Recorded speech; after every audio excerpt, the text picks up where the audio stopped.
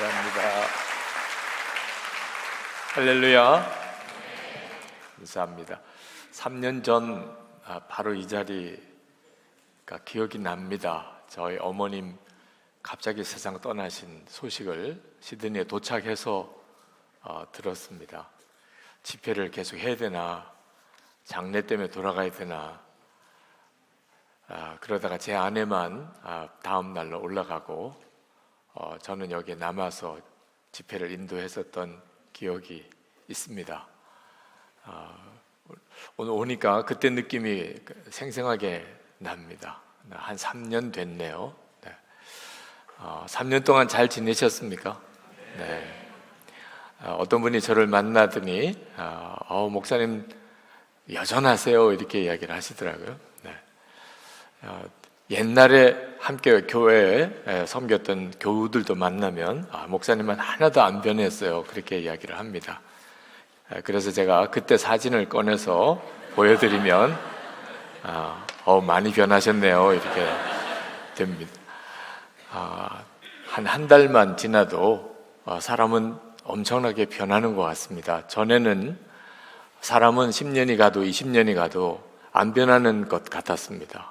그 사람은 그 사람이고 역시 그 사람이고 어쩔 수 없이 그 사람이고 그랬는데 요즘 정말 주님을 바라보는 사모함이 주님의 실제가 되게 하시고 난 다음에는 한 달만 지나도 너무 달라졌다는 느낌을 받게 됩니다.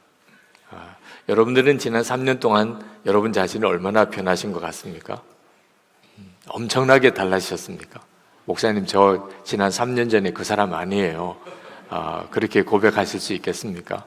아니면 3년 전 또는 5년 전 또는 한 10년 전 나는 별로 변한 거 없어. 혹시 그런 느낌은 아니십니까?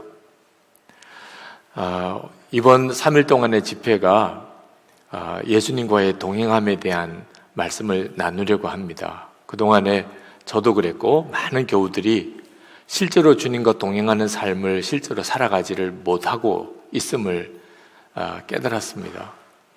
그래서 삶의 변화가 없는 겁니다. 방선호 장로님이라고 일터행전이라는 책을 쓰신 그 장로님께서 한 번은 어느 조그만 식당에 가서 음식을 먹는데 음식 배달을 나가는 사람이 그 식당 쪽을 향하여 배달 갔다 오겠습니다. 그리고 크게 소리를 지르고는 배달을 가더래요. 그래서 종업원인가 보다. 배달 나가면서 주인한테 배달 다녀오겠습니다. 그렇게 말하고 가나 보다. 그렇게 생각을 했는데 알고 보니까 주인이더래요. 주인. 그래서 물었대요. 당신이 주인인데 누구한테 배달 갔다 오겠습니다. 그랬냐고. 그랬더니 그 사람이 멋쩍게 웃으면서 하나님께 그랬다는 겁니다. 하나님께. 그래서 방선호 장로님이 신선한 충격을 받았대요. 하나님이 늘 나와 함께 계시고 또 우리 가게를 우리 하나님께서 지키시고 또 소유하시고 계시다. 그래서 자기가 주인이지만 하나님 저 배달 갔다 올게요. 그러고 다녀왔다는 겁니다. 정말 이렇게 하나님이 나와 함께 계시는 것이 정말 믿어지는 역사. 여기에 우리의 삶의 변화가 달라지는 거예요. 우리가 예수님을 믿고 주님은 늘 나와 함께 계시다고 알면서도 실제 삶에서는 전혀 주님이 느껴지지 않는 것 때문에 우리의 삶은 10년을 믿어도 20년을 믿어도 전혀 내 삶이 바뀌지 않는 것처럼 보이는 겁니다. 저는 어릴 때부터 목사 아들이라 교회에서 자랐습니다. 저는 학교 들어가기 전까지는 세상 사람들이 다 하나님을 믿는 줄 알았습니다. 근데 초등학교 들어가서 하나님을 안 믿는 사람이 더 많다는 것을 그때 알았어요. 근데 중학교 올라가면서부터 함께 교회 다니던 친구들이 하나둘 교회를 안 나오기 시작하는 겁니다. 이유는 학교에서 하나님이 안 계시다고 가르치기 때문이었어요. 하나님은 그저 사람이 만들어낸 문화의 산물일 뿐이지 실제로 존재하는 분은 아니다. 생물 시간에 생물 선생님이 아직도 하나님이 천지를 창조하셨다고 믿는 돌대가리들이 있다. 애들이 다 나를 쳐다보더라고. 자기들도 같이 교회 다녔으면서 목사 아들이라고 다 나를 쳐다보는 거예요. 그래서 나만 돌대가리가 됐어요. 그때 그 수치심, 뭐라고 설명할 수 없는 수치심. 나는 정말 말도 안 되는 것을 믿고 있는 그런 아주 정말 이상한 사람 취급을 받는 그런 느낌. 그러니 목사의 아들인 저 같은 아이는 어쩔 수 없이 교회를 계속 다니겠지만 그렇지 않은 아이들은 하나 둘씩 교회를 다 떠나더라고요. 제가 살면서 하나님이 안 계시다고 하는 이야기를 그렇게 많이 들으면서도 여전히 제가 교회를 떠나지 않았던 것은 단순히 목사의 아들이었기만은 아니었습니다. 제가 어릴 때 자라면서 하나님이 아니면 있을 수 없는 일들을 꽤 많이 보았어요. 정말 죽을 병에 걸린 사람이 고침받는 역사도 있고, 귀신을 들렸던 사람이 한순간에 온전해진 경우도 보았고, 산에 못 사네 막 그렇게 싸우던 어떤 그 집사님 부부가 어느 한순간에 바뀌어가지고 그렇게 다정하게 살면서 교회를 열심히 섬기는 것도 보고, 어린 눈에도 하나님이 안 계시면 있을 수 없는 일들이 일어나더라고요. 그래서 세상 바깥으로 나가면 다 하나님 안 계시다고 해도 하나님은 계시다, 그런 믿음이 저를 이렇게 붙들어 주었어요. 그 중에 하나가 저희 아버님이 저를 목사가 되라고 하는 거예요. 제가 어려서 보니까 세상에 힘든 게 목사더라고요. 얼마나 저희 부친이 고생스럽게 목회를 하시는지 제가 어릴 때 제가 보아도 너무너무 힘드시더라고요. 저희 어머님이 제가 신학교 다닐 때 돌아가셨어요. 그러니 목회자의 삶이 얼마나 힘든가 하는 것은 그저 단적으로 더 이상 설명드릴 필요도 없지요. 그렇게 힘드시면 사랑하는 아들이 스스로 목사가 되겠다고 해도 막아야 되잖아요. 당신은 뭐 어쩔 수 없이 목사가 됐지만 사랑하는 아들이 덩달아 같이 목사가 되겠다고 하면 넌 제발 하지 마. 그렇게 도시락 싸들고 다니면서 막아주셔야 되는 거 아니에요. 그런데 저를 목사 되라는 거예요. 신학교 가기로 하나님이 이렇게 정하셨다는 겁니다. 정말 이해하기가 쉽지 않아요. 당신이 그렇게 힘들어 하시면서 어떻게 아들은 또 그 길을 가라고 하시는지. 그때 제 마음속에 느껴지는 것이, 아, 여기 뭐가 있구나. 지금은 내가 잘 알지 못하겠지만 무언가가 있으니까 아버지가 저렇게 하시지, 진짜 하나님이 계시지 않다면 이건 말도 안 되는 일이잖아. 그래서 제가 마음을 다시 고쳐먹고 제가 신학교를 들어가게 된 거거든요. 여러분, 하나님이 정말 살아계시구나 하는 것에 대한 분명한 체험이 있는 사람은 어떤 시험이 와도, 또 유혹이 와도, 미혹이 와도 신앙의 중심을 지켜냅니다. 하나님의 살아계심을 실제로 만나지 못한 사람은, 그러면 이제는 더 이상 믿음 지키기가 어려운 세상이 되었습니다. 이번 3일 동안의 집회, 오늘 저녁에도 우리의 사모함은 우리와 함께 지금 함께 하시는 주님을 만나는 거예요. 우리는 오늘 예수님 때문에 여기 모인 겁니다. 분명히 주님 약속하셨어요. 마태복음 18장 20절에 두세 사람이 내 이름으로 모인 곳에 나도 그들 중에 있느니라. 그러니까 지금 우리 중에 예수님이 함께 계시죠. 그걸 믿으십니까? 우리 한국 교인들은요, 정답 찾기에 선수예요. 그래서 질문을 던지면 실제로 내가 믿냐 안 믿냐를 따지지 않고 정답이 뭐지? 그 생각을 먼저 하시는 경향이 있습니다. 지금 예수님이 우리와 함께 계시다 하는 것에 대해서 나는 분명히 믿습니다, 그러신 분들은 다시 한번 물어볼 필요가 있어요.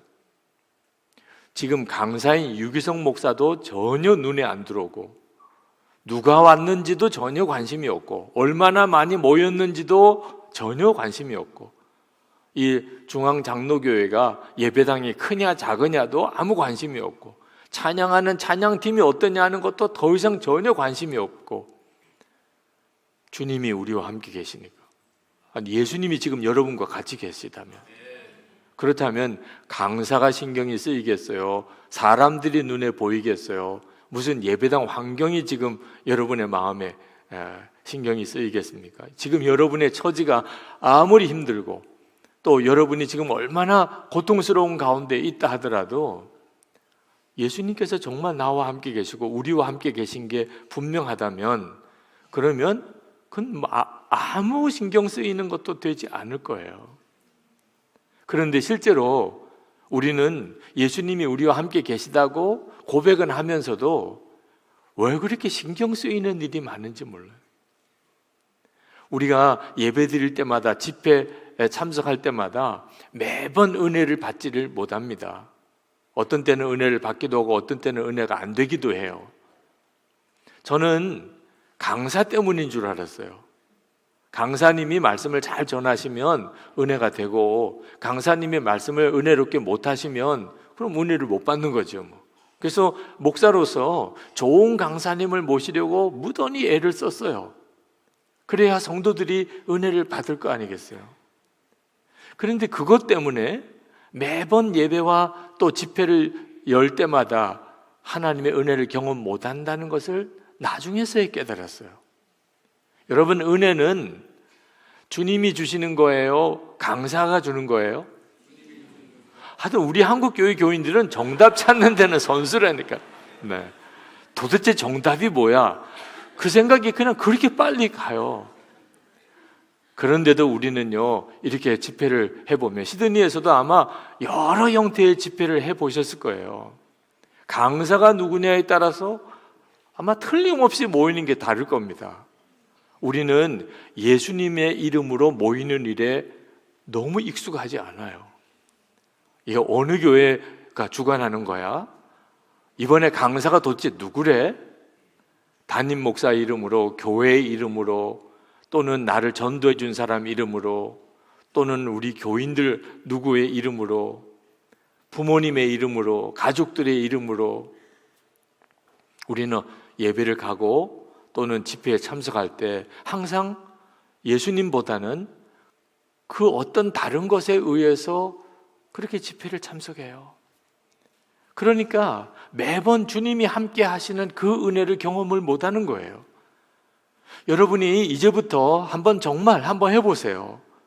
여러분 새벽 기도를 가든 또는 저녁 기도회를 가든 주일 예배를 드리든 또는 무슨 구역 모임, 속회 모임을 하든 항상 예수님의 이름으로 내가 간다. 그렇게 한번 생각해 보세요. 그러면 말씀을 듣기 전에 벌써 은혜가 임합니다. 주님이세요. 지금도 우리와 함께 계시는 분이 주님이십니다. 저는 어릴 때 정말 이해가 안 됐어요. 두세 사람이 진짜 예수님의 이름으로 모이면 예수님이 함께 계실까? 그렇다고 그러니 그렇다고 믿자. 이런 정도의 믿음은 아무 은혜가 안 됩니다. 야, 정말 주님이시잖아. 주님이 정말 함께 계시잖아. 이렇게 되어야 비로소 우리가 은혜도 받고 세상을 이길 힘도 얻게 되는 거거든요. 그런데 실제로 지금 우리 가운데 그 일이 일어나고 있어요. 오늘 이 밤에도 여러분 함께 모여서 아까 뜨겁게 찬양했습니다. 그리고 간절히 기도도 했어요. 그리고 지금 하나님의 말씀을 전하고 있습니다. 지금 여러분 모여있는 이 집회장의 요 예배당의 분위기가 형태로는 말입니다, 극장이나 공연장하고 별로 다를 바가 없어요. 모인 사람 수로만 따지면 무슨 대합실이나 그런 사거리 광장과 그렇게 다르지 않습니다. 그런데 찬양을 부를 수 있고 아니고는 엄청난 차이가 있어요. 우리는 지금 찬양하는데 조금 더 마음의 어려움이 없습니다. 뜨겁게 우리 주여 부르짖고 기도하자 그래도 조금 더 그것이 어색함이 없어요. 우리가 살아가는 우리 이 세상 가운데 시드니에서 이렇게 마음껏 찬양하고 마음껏 기도할 수 있는 이런 회중들의 모임이 여기 외에 특별히 또 어디 생각이 나십니까? 지금 우리를 덮고 있는 이 영적인 분위기, 주님이 우리와 함께 하시기 때문에 찬양하고 기도하는 게 이렇게 우리에게는 자연스러운 거예요. 제가 만약에 어느 극장 가서 이렇게 나가서 설교를 하면 아마 돌 안 맞으면 다행일 거예요. 근데 지금은 여러분들이 아주 주의를 집중해서 귀를 기울이고 있잖아요. 이게 얼마나 독특한 분위기인 줄 아십니까?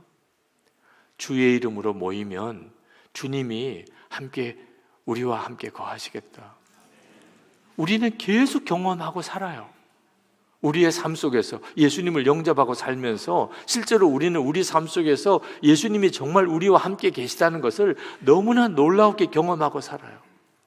근데 안타까운 것은 그것을 전혀 의식을 못하고 지낼 때가 많다는 겁니다. 주님은 약속을 분명히 지키셨어요. 내 이름으로 모인 곳에 나도 그들 가운데 있느니라. 그런데 우리가 그걸 실제로 믿음으로 취하지를 않고 있는 겁니다. 예수님께서 제자들에게 모든 민족에게 가서 그들을 제자로 삼아 아버지와 아들과 성령의 이름으로 세례를 베풀고 주님께서 분부한 모든 것을 가르쳐 지키게 하라.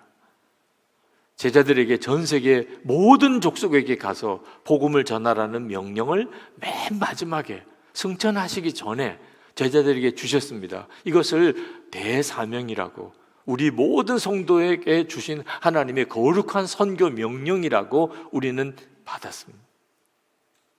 그런데 그렇게 사명만 주신 게 아닙니다. 그랬다면 아마 제자들은 감당도 못하고 다 끝났을 겁니다. 예수님께서 그런 너무나도 중요한 사명, 제자들에게는 불가능한 사명을 주시고 약속을 하나 주셨습니다. 내가 세상 끝날까지 너희와 항상 함께 있으리라. 요 마지막 약속 때문에 제자들에게 주신 그 사명을 감당할 수 있었던 것이에요. 그냥 사명만 주신 게 아닙니다. 모든 족속에 가서 복음을 전하라. 주님은 그렇게만 하시고 그리고는 승천하셔서 내가 지켜보겠다. 너희들이 얼마나 잘하는지 내가 두고 보겠다.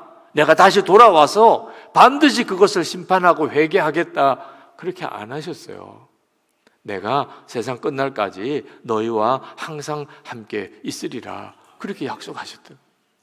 그래서 제자들이 그 사명을 감당할 수 있었던 것이고, 지금 호주에도 또 우리 한국에도 예수 그리스도의 복음이 이렇게 전해진 거죠. 그리고 그 약속은 지금 우리에게도 그대로 이루어져 있습니다.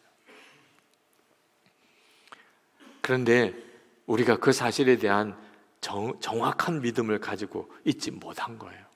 한 번은 저희 교회 부목사님들과 기도 모임을 갔는데 갑자기 주님이 마음에 책망을 주시는 거예요. 같이 찬송하고 같이 뜨겁게 간절히 기도하고 그리고 말씀을 읽고 그리고 서로 말씀의 은혜를 나누는데 우리 주님께서 제게 마음에 주신 책망은 너희들이 어찌 그리 힘이 없냐. 그러고 보니까 목사님들끼리만 모임 기도 모임인데 같이 찬양도 했어요. 기도도 했어요. 말씀도 읽고 나누어요. 그런데 힘이 하나도 없는 거예요. 늘 해오던 일이니까. 그래서 오늘도 우리가 이렇게 말씀을 나누는 기도 모임을 갖는 거니까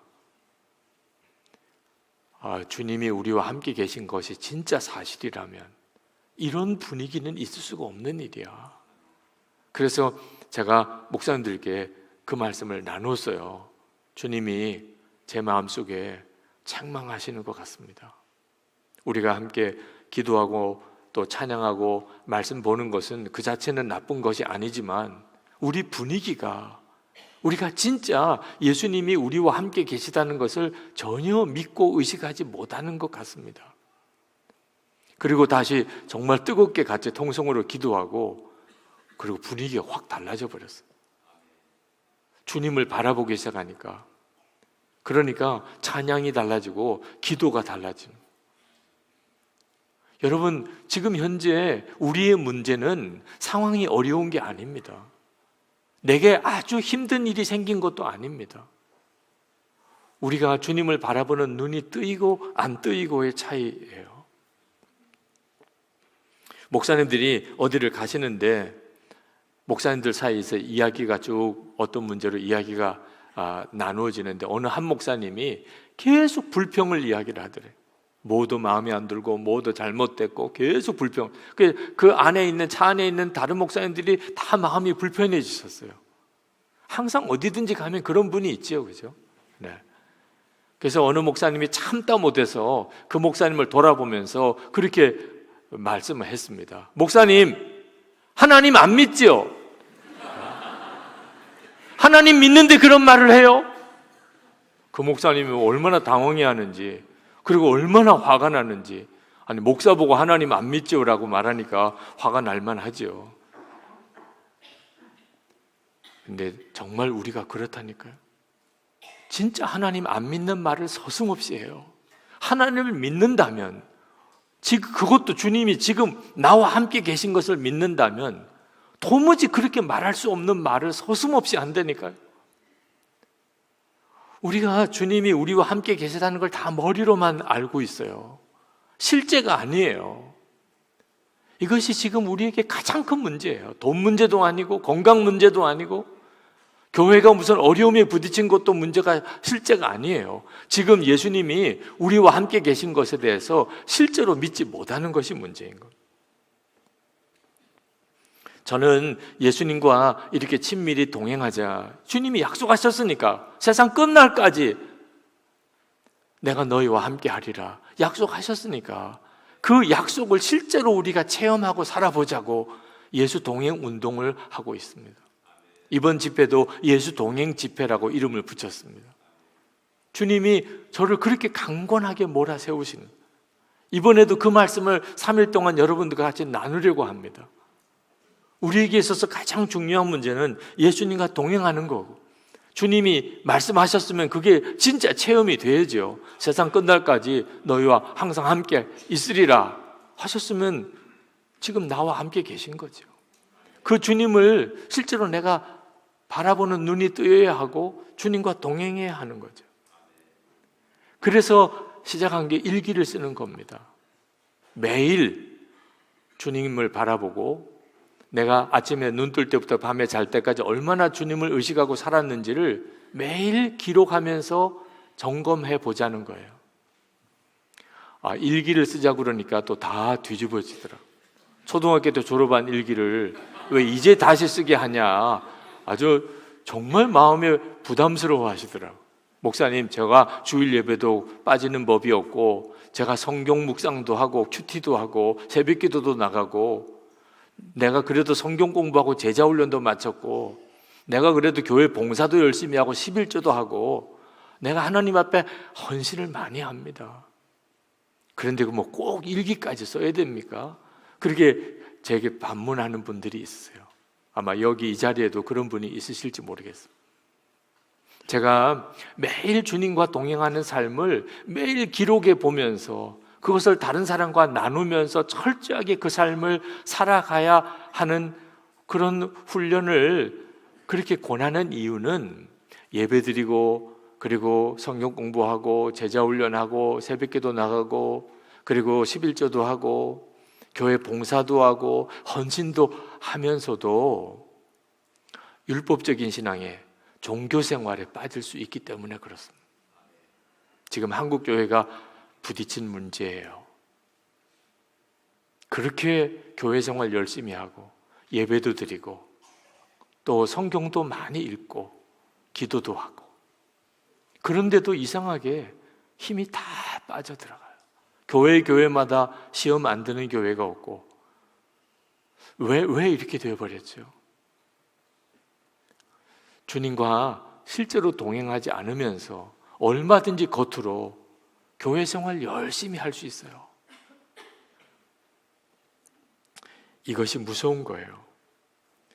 이사야 29장 13절에 이렇게 말씀했습니다. 주께서 이르시되 이 백성이 입으로는 나를 가까이하며 입술로는 나를 공경하나 그들의 마음은 내게서 멀리 떠났나니 그들이 나를 경외함은 사람의 계명으로 가르침을 받았을 뿐이라.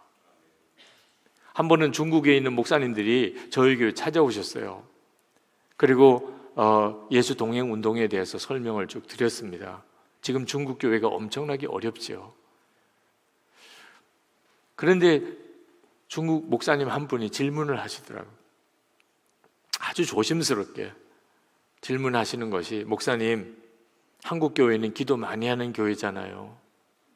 실제로 와보니까 정말 한국 교회는 새벽부터 그렇게 기도를 많이 하는 교회인 것을 보고 자기들이 참 도전을 받았다는 거예요. 그런데 목사님, 참 궁금한 것이 하나 있는데, 그렇게 기도 많이 하는데 왜 한국 교회가 이렇게 어려워졌나요? 그 중국 목사님의 질문에 정말 뭐라고 대답을 드려야 될지 모르겠더라고요. 아마 여러분들도 여러분 교회 기도 열심히 하실 거예요.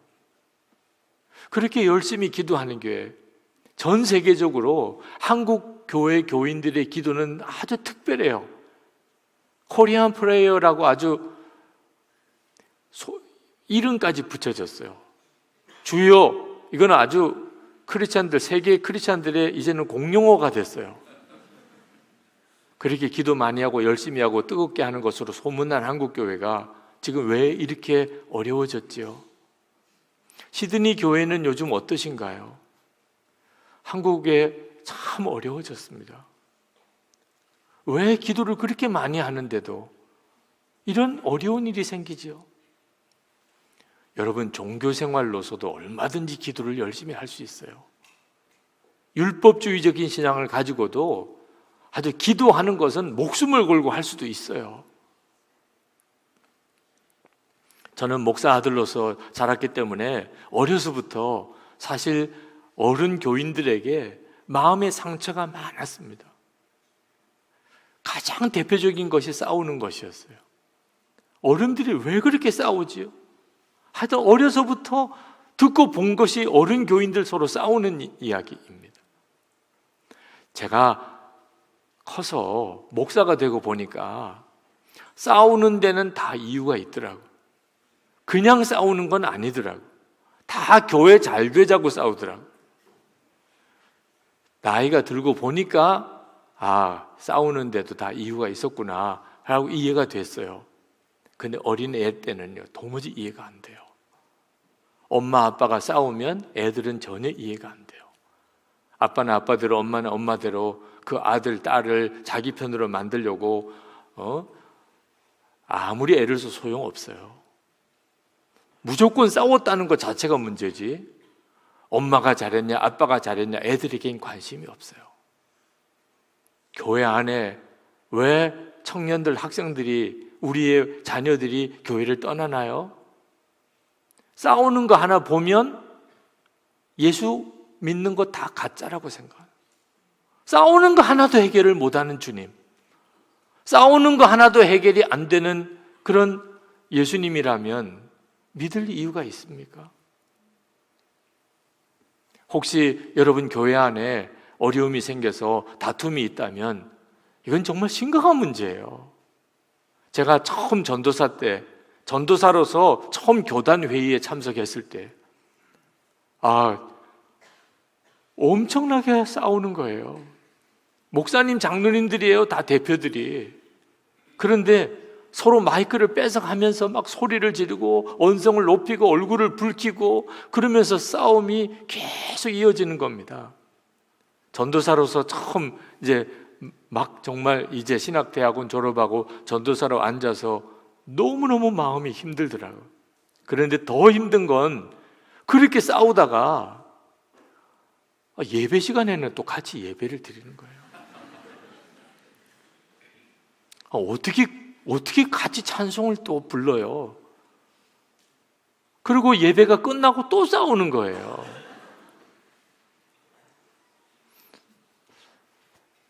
주님이 전혀 의식이 안 되는 거예요. 예배를 드리면 하나님은 무조건 받으시기만 하는 겁니까? 여러분 교회 안에 혹시 싸움이 벌어지고 있는데 그래도 계속 주일 예배는 드리고 있다면 그 예배를 받으실 주님의 고통을 생각하셔야 합니다. 이유가 있습니다. 목사님, 다 우리 교회가 잘 되자고 지금 싸우는 겁니다. 서울의 광염교회라고 감자탕 교회라는 별명을 가진 교회, 유명한 교회죠. 조연산 목사님 담임하시는 그 교회 목회를 하시면서요, 교인들이 싸우길래 왜 싸우냐고 그랬더니 장로님 한 분이, 목사님 그래 이해하세요, 다 잘해보자고 싸우는 거입니다. 그래서 목사님이 그래요, 잘해보자고 싸우는 거군요. 그래서 그 다음부터 우리 잘하지 맙시다. 정말 우리 잘하지 맙시다. 잘하자고 싸우려면 잘하지 맙시다. 그러고 막 교인들에게 호소했다는 거예요. 이게 얼마나 두려운 일인가를 알아요. 우리는 주님이 우리와 함께 계시다고 차라리 그렇게 믿고 고백이나 안 했으면 주님 앞에 섰을 때 할 말이라도 있지요. 주님은 내 안에 거하신다고 그러고 예수님의 이름으로 모인 것에 주님이 함께 계시다고 그래놓고 싸우기는 어떻게 그렇게 싸우냐 말입니다. 주님을 전혀 바라보지 않는 거예요. 이것이 바로 그렇게 신앙생활 열심히 하는 것 같은데 열매는 전혀 아닌 열매가 맺어지는 율법주의에 빠진 거예요. 종교생활로서 신앙생활을 하고 있는 겁니다. 그러니 역사가 나타날 수가 없어요. 삶이 바뀔 수가 없는 거예요. 조지 뮬러 목사님 신학교 다닐 때, 독일 할레 대학교에 신학교 다닐 때 그분이 썼던 일기 속에 나오는 구절입니다. 그때 당시 그 할레 대학 신학부에 신학생이 900명이 있었어요.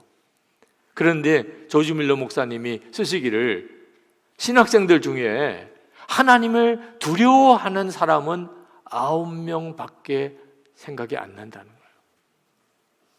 신학생들입니다.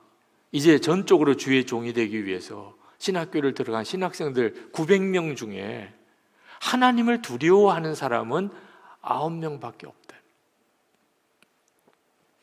여러분, 하나님을 믿으면서도 하나님을 두려워하지 않는다는 거 이해가 되십니까? 여러분 아마 존 비비어 목사님이라고 들어보셨는지 모르겠습니다. 서점에 가면, 기독교 서점에 가면 그 목사님 책이 많이 출간이 되어 있습니다. 그 존 비비어 목사님 책 중에 한 번은 교도소에 목사님 한 분을 신방 가신 이야기를 하셨어요. 그 목사님은 1980년대 미국의 TV 설교가로 가장 명성을 나리던 분입니다. 하여튼 전 미국의 최고의 목사님 중에 인기 목사님이에요. 그런데 그 목사님이 불륜을 저지르고 그리고 횡령죄로 유죄 판결을 받고 감옥에 수감이 된 겁니다. 아주 미국 기독교가 엄청난 쇼크를 받았어요. 미국에 있는 국민들이 기독교에 대해서 마음을 완전히 바꾸어 가지게 된 계기였다고도 말할 수 있어요. 어떻게 저렇게 유명한 목사가 어떻게 그런 죄를 지을 수가 있나? 도대체 예수를 믿는다는 게 뭐냐? 근데 그 목사님이 교도소에서 존 비비어 목사님의 책을 읽고 은혜를 받으셨다고, 그리고 한번 좀 교도소에 면회를 와달라고, 목사님과 좀 대화를 하고 싶다고 그런 편지를 보내서 가셨어요. 네, 존 비비어 목사님이 마음에 그 목사님에게 꼭 질문을 하고 싶은 게 있었다는 거예요. 꼭 물어보고 싶었어요. 그래서 만나서 이제 그동안 지냈던 일, 그리고 교도소에서 회개했던 거, 은혜 받은 거, 뭐 이런 것들을 나누다가 존 비비어 목사님이 그 목사님에게 물었어요.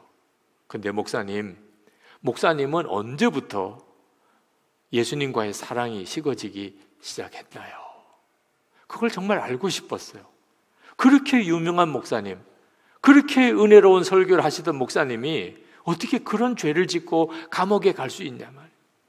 도대체 어떤 일을 계기로 주님과의 사랑의 관계가 식었는지, 그걸 좀 알고 싶었어요. 그랬더니 그 목사님이 정색을 하면서, 목사님, 저는 한 번도 예수님과 사랑이 식어본 적이 없습니다, 그러는 거예요. 화가 확 나더래요. 아니, 지금 불륜도 저지르고 횡령죄를 짓고 감옥에 들어가 있으면서 예수님과 사랑이 한 번도 식은 적이 없다니 무슨 말씀입니까? 그렇게 질문을 하고 싶은데 그 목사님이 금방 대답을 하더래요. 그런데 저는 한 번도 예수님이 두려워 본 적이 없었습니다. 그 말씀을 듣고 존 비비 목사님이 크게 깨달아지더래요. 아, 그거구나. 그러면서 하는 이야기가, 저만 아닙니다. 얼마나 많은 목회자와 얼마나 많은 크리스찬들이 저하고 똑같은지 모릅니다. 주님은 사랑해요. 하나님의 사랑도 믿어요. 그런데 두렵지는 않아요. 여러분, 하나님의 사랑을 믿고 하나님도 사랑하면서 하나님은 두렵지가 않을 수 있을까요? 예수님의 십자가의 복음을 들으면, 그걸 정말 마음으로 믿게 되면 어떻게 주님을 사랑하지 않을 수 있나요? 나를 위해서 십자가에 달려서 그렇게 피 흘리고 죽으신 그 예수님을 어떻게 사랑하지 않을 수 있나요? 하나님의 나를 사랑하신다는 거 어떻게 의심할 수 있나요? 그런데 그 예수님이 나와 함께 계시는 것을 알지 못하면, 주님을 사랑하지만 전혀 주님을 무서워하지 않고 할 말 안 할 말 다 하고 삽니다. 주님이 나와 함께 계시다면, 나와 함께 계신 주님을 진짜 내가 믿어지면 어떻게 말을 함부로 해요? 부부 사이에조차, 집에서 아이들에게 하는 말조차 주님이 나와 함께 계시는 게 진짜 믿어지면 어떻게 말을 나오는 대로 할 수 있어요? 교회 안에서 예수님이 함께 계시는 것이 진짜 믿어지면 아무리 속이 터지는 일이 있고 아무리 이렇게 하면 잘 될 거라고 생각이 들어도 어떻게 말을 함부로 할 수 있어요? 어떻게 소리를 높일 수 있어요? 어떻게 얼굴이 시뻘개질 수 있어요? 주님이 함께 계신데, 예수님께서 나와 함께 계심을 진짜 믿지 못하면, 그러면 내 마음에 주님에 대한 두려움은 없습니다. 그래서 하나님은 날 사랑하신다, 날 사랑하심, 날 사랑하심, 그렇게 노래하고, 예수님은 나 위에 십자가에 죽으셨다, 너무나 분명한 구원의 확신을 고백하면서도 생활은 완전히 무너질 수 있는 거예요. 은밀한 죄에 무너져 사는 거예요. 여러분, 죄 짓기가 어렵습니까? 죄 안 짓기가 어렵습니까? 그 대답은 주님이 여러분과 함께 계시는 게 믿어지냐 안 믿어지냐에 따라서 대답이 완전히 갈라집니다. 예수님이 나와 함께 계시는 게 안 믿어지는 사람은 죄 안 짓기가 어려워요. 예수님이 나와 함께 계시는 게 정말 믿어지는 사람은 죄 짓는 게 어려워요. 요셉이 그랬잖아요. 여자가 유혹을 해올 때 하나님이 나를 지금 지켜보고 계신데 내가 죄를 지을 수 있습니까? 그거 뿌리쳤다가는 죽을 수도 있는 상황이지만 죄 지을 수가 없었다니까. 죽으면 죽는 거지 내가 하나님 보시는 앞에서 죄를 지을 수는 없어요.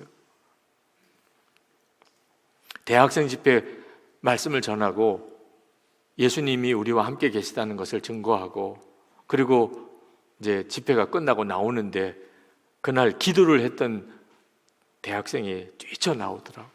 목사님 보니까 기도했던 대학생이에요. 눈물로 기도를 했던 정말 은혜로운 친구들. 왜 그러냐고 그랬더니 질문이 하나 있습니다. 뭔데? 목사님, 오늘 설교 중에 예수님은 우리 안에 오셔서 거하시며 항상 떠나지 않으시고 우리와 동행하신다고 그렇게 말씀하셨는데 그게 사실입니까? 그렇지, 성경에 분명히 그렇게 말씀했잖아. 그러면 제가 죄 지을 때 그때도 주님은 저와 같이 계셨다는 말입니까? 자기는 자기가 죄 지을 때는 주님이 떠나시는 줄 알았대요. 근데 오늘 말씀을 듣다 보니까 내가 그때 그 순간에 그렇게 음란했고 그렇게 거짓으로 살았고 그렇게 악하게 내가 행동했을 때 그때 예수님은 여전히 나와 같이 계셨다는 말인가요? 울어요. 목사님 정말 그랬던 거예요? 그 청년을 끌어안고 다시 기도해 줬어요. 정말 몰라도 한참을 모르는 거예요. 예수님을 마음에 영접해 놓고. 그러니까 여기까지도 오신 거죠. 주님이 여러분을 은혜 받는 자리로 이끄시니까 오신 거잖아요. 그런데 정말 말도 안 되는 삶을 사는 거예요. 주님 보시는 눈앞에 주님을 내 마음에 모셔놓고 주님을 바라보는 경외함이 전혀 없는 거죠. 저희 교회 청년들하고 이렇게 매일 일기를 쓰면서 예수님과 동행하는 운동을 하자. 근데 청년들이 가장 극복하기 힘든 문제가 음란물에 대한 문제입니다. 지금 호주가 이 포르노 제작하는 데 있어서 너무나 큰 사업이 되어 있다고 제가 들었는데 지금 한국은 정말 난리가 아닙니다. 음란물 어떻게 이길 수 있을까요? 주님은 보이지 않으시고 음란물은 눈에 보이고 이게 싸움이 됩니까? 교회 다니는 청년들 심지어 목회자들까지 실제로는 은밀한 가운데 음란물에 다 사로잡혀 있는 것인지도 모르겠어요. 청년들에게 도전했습니다. 정말 예수님을 영접했다면 음란물에서 이겨야 이게 말이 맞는 거 아니냐. 근데 지금 교회는 다니지만 솔직히 나는 지금 음란물에 사로잡혀 있다. 음란물에 중독이다. 그런 친구들이 있으면 우리 예수 동행 일기 쓰면서 정말 주님을 바라보면 음란물에서부터도 내가 벗어날 수 있는지 한번 작정하고 이 일을 해볼 사람 나와라. 음란물에 중독인 사람 나와라. 누가 나오겠어요?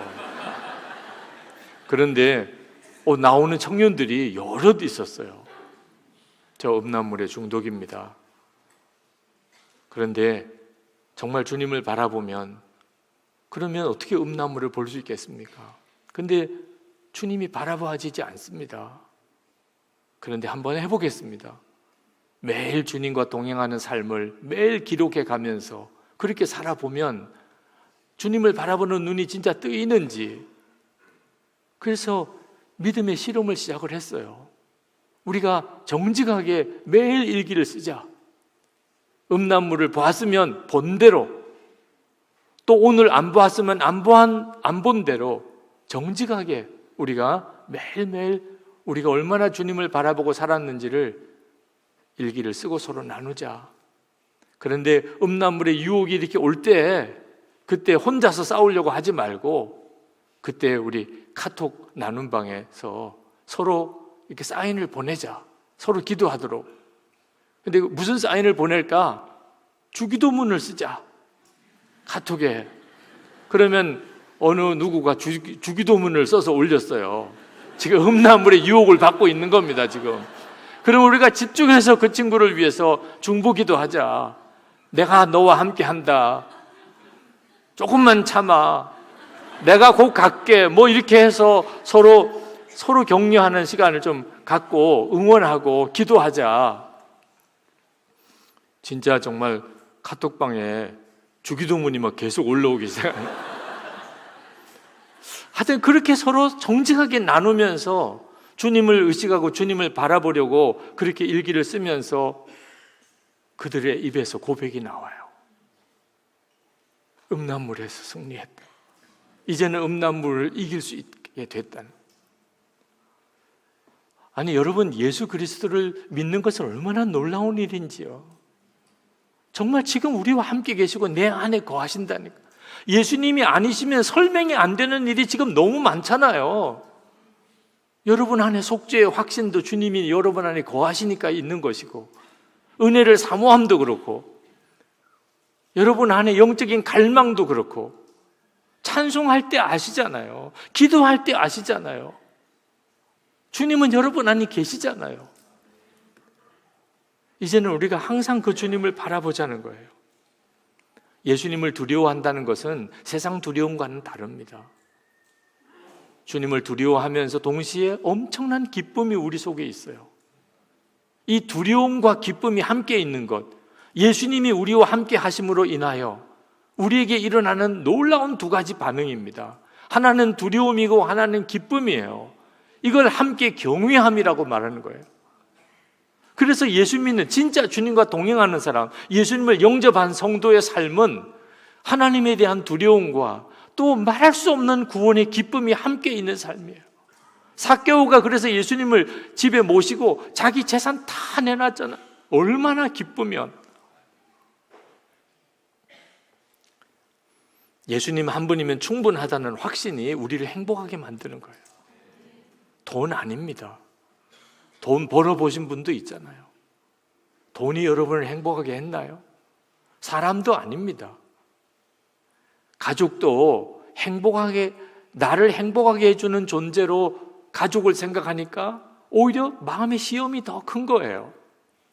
청년들을 만나보면 정말 이해가 안 되는 착각을 하고 있어요. 그건 결혼하면 행복할 거라는 생각.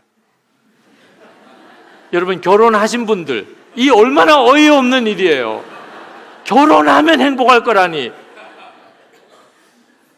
그런데도 청년들은 그렇게 생각하고 있어요. 결혼이 나를 행복하게 해줄 거라고. 결혼하지 않고 누가 죽으면 불쌍하게 생각해요. 결혼도 못 해보고 죽었다고. 여러분, 남편이 행복하게 해주는 거 아니고 아내가 행복하게 해주는 거 아니에요. 그렇게 기대하니까 가정이 그렇게 힘든 거예요. 행복은 주님이 주시는 거예요. 남편이 주고 싶어도 줄 수도 없어요. 아내가 행복하게 해주지 않으려고 행복하게 안 해주는 게 아닙니다. 존재 자체가 아내는 나를 행복하게 해주는 존재가 아니에요. 예수님으로 인하여 행복한 자가 남편에게, 아내에게 그 행복을 흘려보내주는 것일 뿐이에요. 그러니까 이제 남편, 아내에게 이제는 자유를 선포해요. 당신은 더 이상 나를 행복하게 해줄 필요가 없습니다. 저는 예수님 한 분으로 충분해요. 주님이 나를 행복하게 해주는 거예요. 아니, 이것이 실제가 경험이 안 되면 가정 문제는 풀리지 않습니다. 예수님이 내 안에 거하시니까 나는 예수님으로 인하여 너무 기뻐요. 그것 때문에 남편을 끝까지 내가 잘 섬길 수 있는 거예요.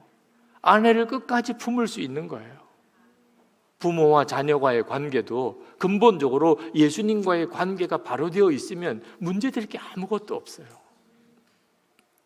그런데 예수님으로 인하여 행복을 누리지 못하게 되면, 그러면 나를 행복하게 해줄 수 없는 사람에게 행복을 요구하게 됩니다. 그래서 가정이 다 무너지는 거예요.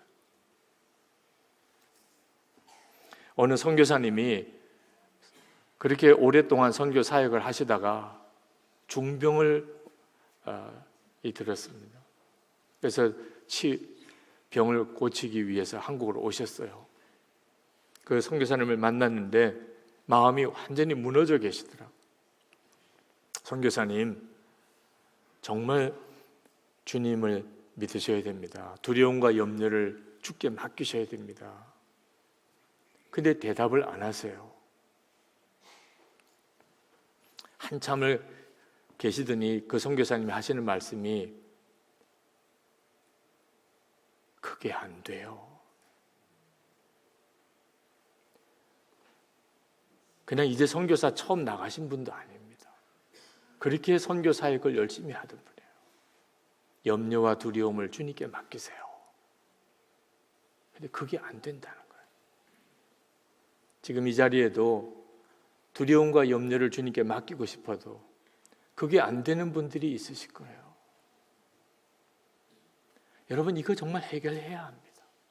내가 정말 예수를 믿었다면 그 예수님은 내 두려움과 염려를 능히 맡으실 분입니다. 여러분, 지금 주님이 여러분과 함께 계시는 것이 느껴지십니까? 그렇지 않다고 생각하는 분들이 있으실 거예요.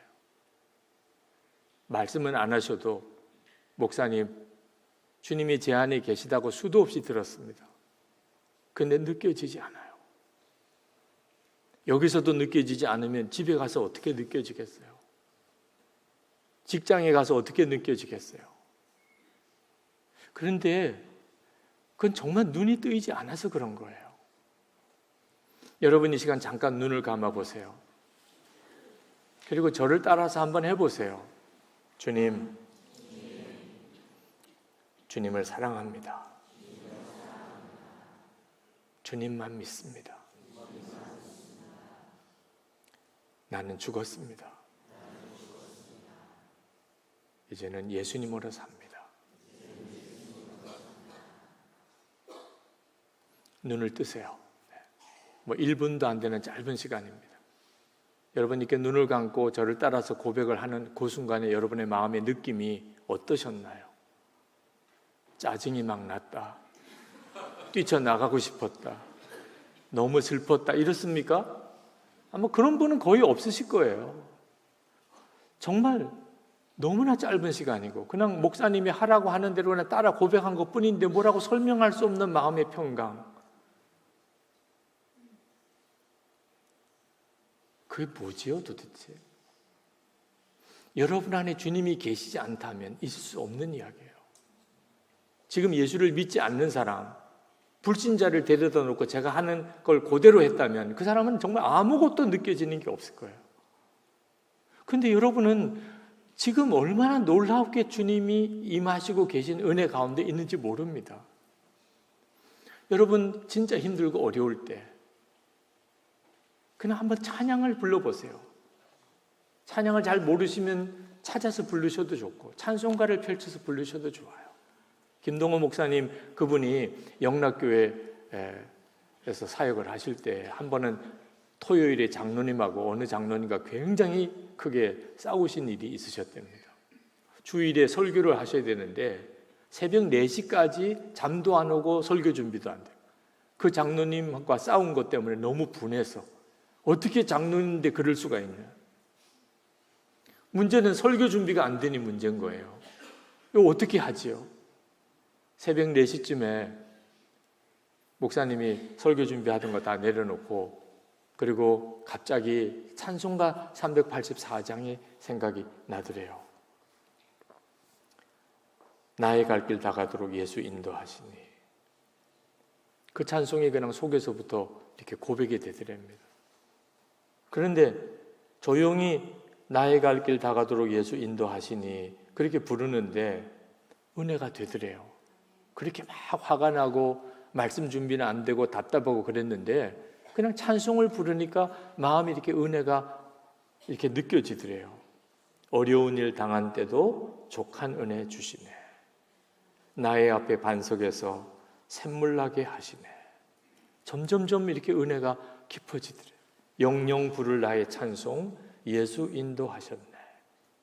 에스겔서에 성전에서 물이 흘러나오는데 처음에는 발목까지, 그 다음에는 무릎, 그 다음에 허리에, 나중에는 정말 수영을 할 만큼 물이 찼다고 하는 그 환상처럼 은혜가 처음에는 발목에서 무릎으로, 허리로, 가슴으로, 그리고는 정말 헤엄치는 그런 단계로 그렇게 은혜가 막 차올라오는 느낌이 들더라는 거예요. 은혜가 발목쯤 찰 때는 그렇게 정말 이해가 안 되고 용서도 안 되고 화만 나던 장로님이 이해가 되기 시작합니다. 그 장로님도 교회를 사랑하시고 뭔가 잘해보시려고 했던 일이 아니었겠는가. 은혜가 무릎쯤 이렇게 오니까 그 장로님이 용서가 되더래요. 아, 내가 그 장로님을 용서해야지. 나에게 상처를 주신 일이 있긴 하지만 내가 받은 은혜가 또 큰데 허리쯤 은혜가 차니까 그 장로님이 사랑스러워지는 거예요. 뭐라고 설명할 수 없는 참 귀한 장로님이신데, 교회를 위해서 이만큼 충성하신 분인데 하는 느낌이 오더래요. 그리고 헤엄칠 정도까지 그렇게 되고 나니까 설교가 갑자기 확 풀려지기 시작하더래요. 그래서 설교 준비를 마무리를 하셨다는 거예요. 그리고 주일 아침에 그 장로님이 예배당 문을 열고 있게 들어오시는 것을 우연히 교회 로비에서 만나셨대요. 그 장로님을 보자마자 장로님 사랑합니다 하고 장로님을 끌어안았대요. 장로님이 처음엔 너무 당황스러워 하시대요.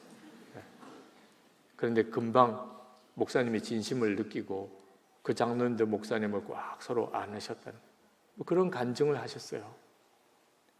이거 정말 신비한 일이에요. 그 목사님만 아닙니다. 주님이 우리와 함께 계신 것이 느껴지지 않는다고요? 우리가 믿음으로 고백하고 찬양하고 나아가면 우리 주님이 우리와 함께 계시기 때문에만 설명될 수 있는 역사가 우리 가운데 일어나게 돼요. 많은 분들이 저에게 목사님은 목회를 어떻게 하십니까? 그렇게 물으세요. 저는 저희 교회 교우들에게 끊임없이 예수님을 바라보라고, 지금 우리와 같이 계시다고 그렇게 계속 도전하는 것뿐이에요. 그리고 주님이 교회 전체를 바꾸어 가세요. 장로님들과 함께 회의를 이렇게 할 때 처음에는 아주 힘들었어요. 제일 힘든 게 회의예요.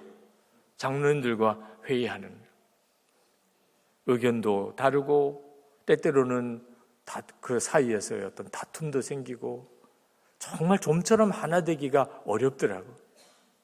예수님께서 우리와 함께 계십니다. 우리는 주님을 대신해서 일을 결정하는 겁니다. 회의 때마다 우리 주님을 바라봅시다. 기도의 시간에 말씀을 전하면 다 아멘이세요. 그리고 이제 회의를 시작하겠습니다. 그러면 다른 영이 임하는 것 같아요. 참 말씀 전할 때하고 실제 회의할 때하고 영이 다른 느낌이에요. 그래서 고민을 하다가 조그만 나무 십자가를 가지고 회의를 시작을 했습니다. 그래서 그 나무 십자가를 오른쪽에 있는 장로님에게 드려요. 그러면 그 나무 십자가를 받으신 장로님은 기도를 하시는 겁니다. 하나님, 이 시간에 우리와 함께 계시옵소서. 우리 회의를 주관해 주소서. 그리고 또 오른쪽 장로님에게 드리면 그 장로님은 또 그거 붙잡고 기도하시고, 그렇게 회의 중에 십자가가 계속 이렇게 돌아요. 효과가 컸어요.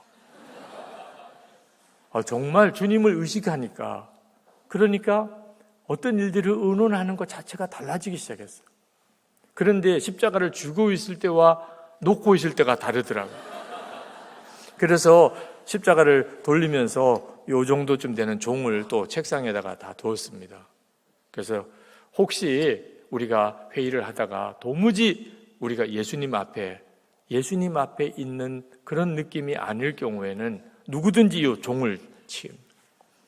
그래서 어느 장로님도 이거 지금 우리 예수님 앞에서 분위기가 아니다 그러면 종을 치면 다 발언 중단하고 1분 기도를 하기로 했어요.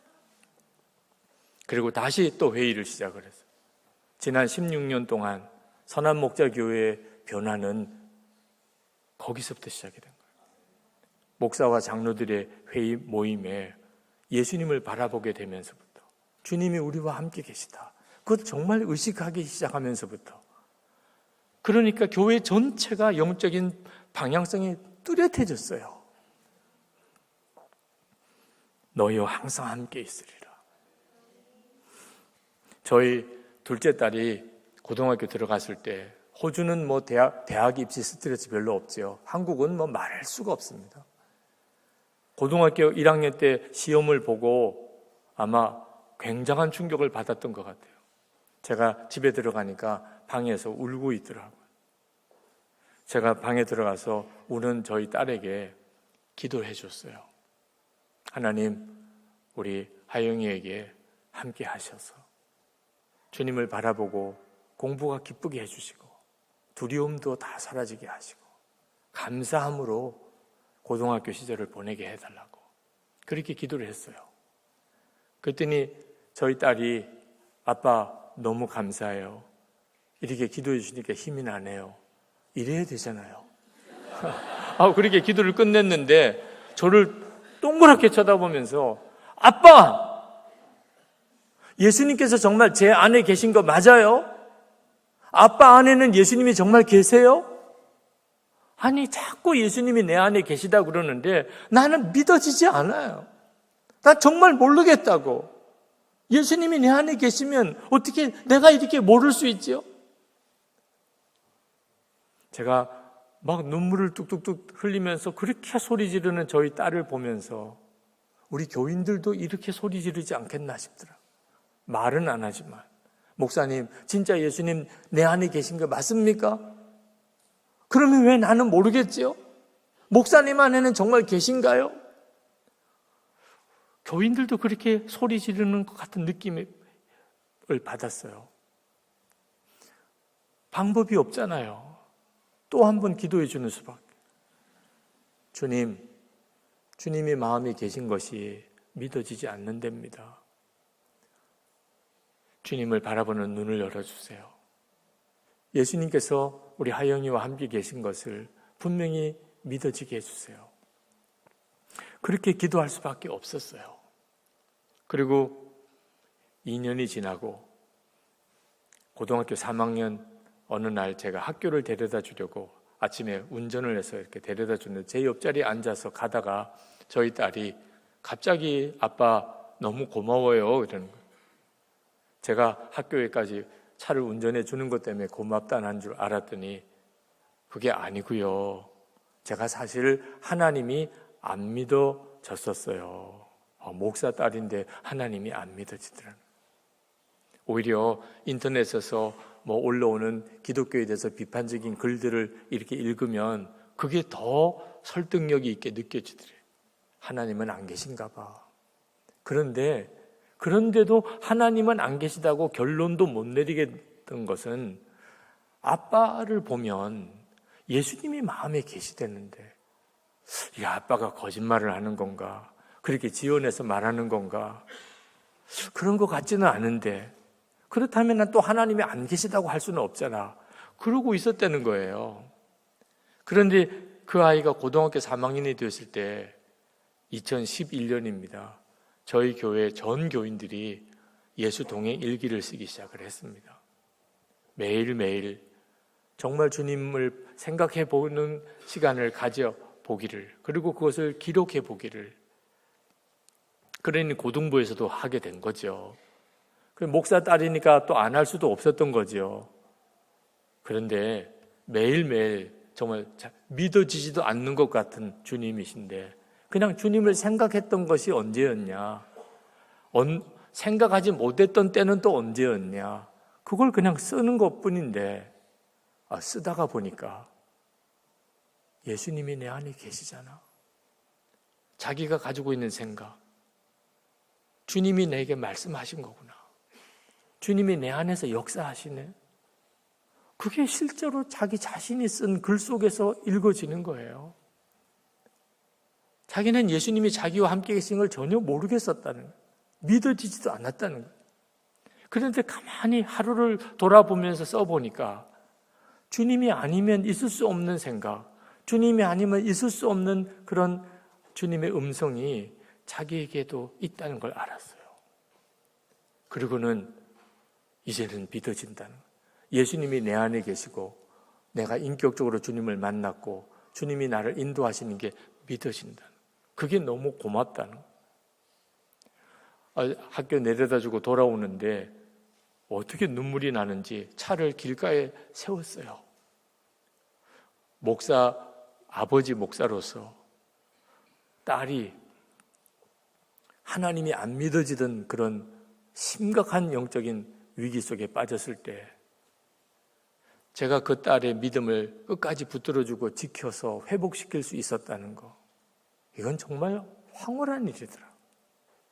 사실 목사 딸이 아빠 목사의 모든 비밀을 다 알 수 있잖아요. 그죠? 폭로할 거야. 나 교인들한테 폭로할 거야. 이럴 수도 있잖아요.